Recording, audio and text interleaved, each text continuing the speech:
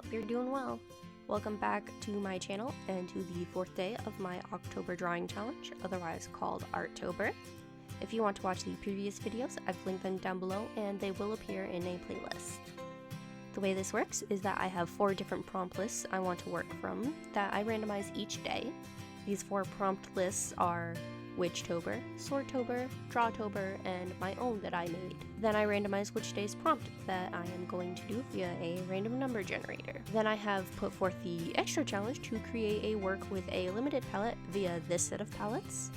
I flip a coin, heads for set A or tails for set B, then randomize another number to pick which palette I'm going to use as a guideline for that day.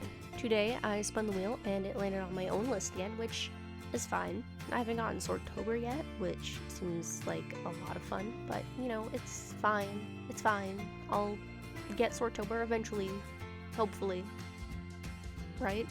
I randomized the day number and got another day 26, which we got when we did day 2's Witchtober prompt.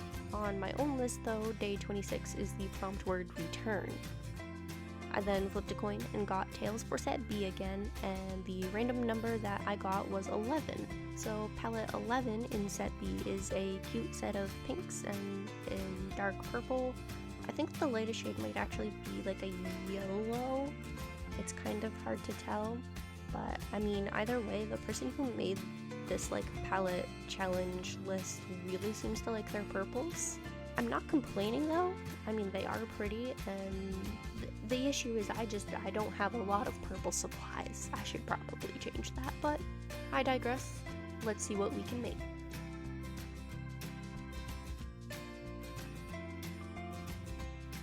So, quick note, in yesterday's video I had mentioned that these palettes are hard to match with my traditional materials because I don't have every single color in the world, and I was going to approach the rest of these entries of Artober with the notion that these palettes were going to be more like guidelines.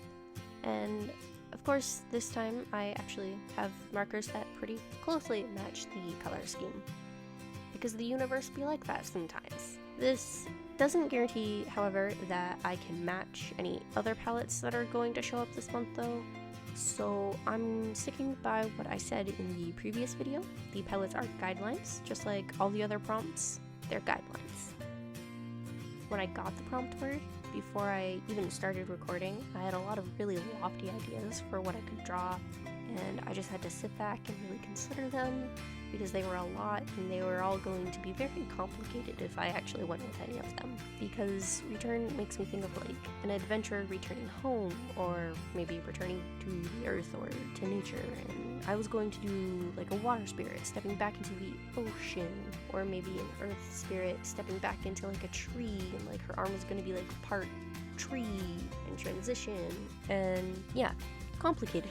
So I came up with a bit more of an abstract sort of return, where a person breaks down into pieces that like float away on the wind.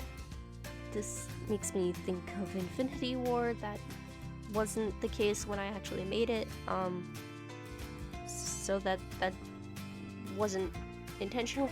You can take it as that if you want, but I mean, I was thinking more like a person returning to the universe, dissipating into stardust, you know, something nicer, prettier sounding than being snapped. So side profiles aren't really my favorite to draw, especially the nose and the lips. I have the absolute hardest time with those two. Today it went pretty smoothly though, and I mean, thank God, because I was worried I was going to spend like 3 hours just drawing the side profile. I say, by the way guys, these videos have been kind of short so far, and that's not because I don't have enough footage. Each of these days have had about, I think, 2 hours of raw footage.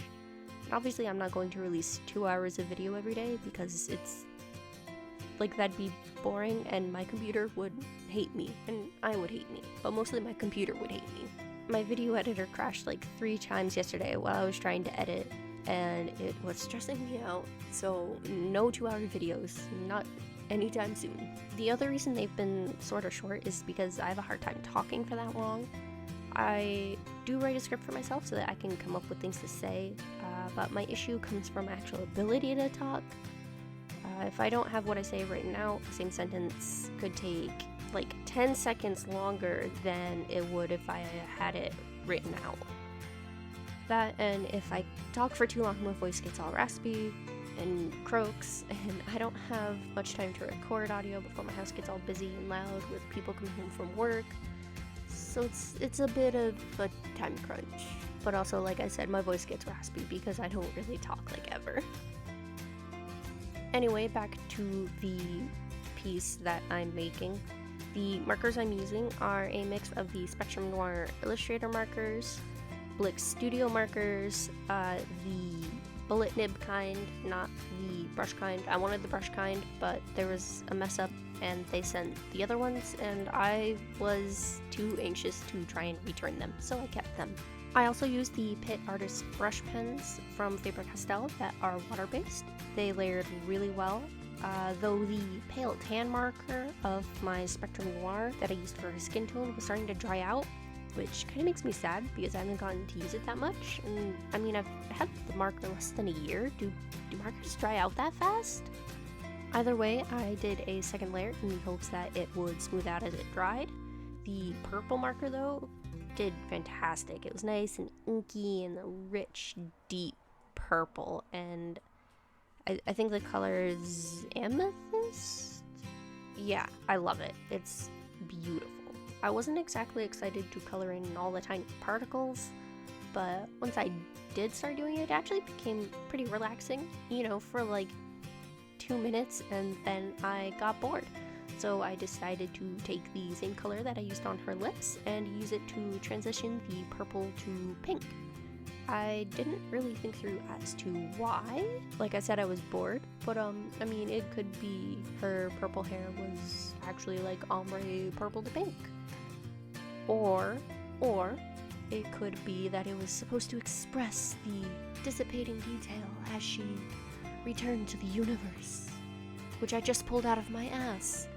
But that's what we will go with because it sounds poetic and artsy.